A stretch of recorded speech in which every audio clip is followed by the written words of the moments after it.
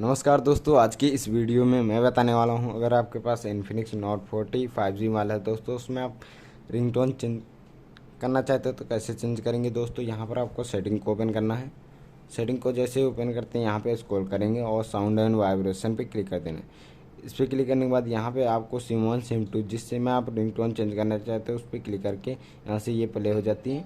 इनको प्ले करके देख लीजिएगा और ऐड रिंगटोन पे क्लिक करके यहाँ से सॉन्ग आपके गैलरी में पड़े हुए हैं उनको आप सेलेक्ट करके लगा सकते हो।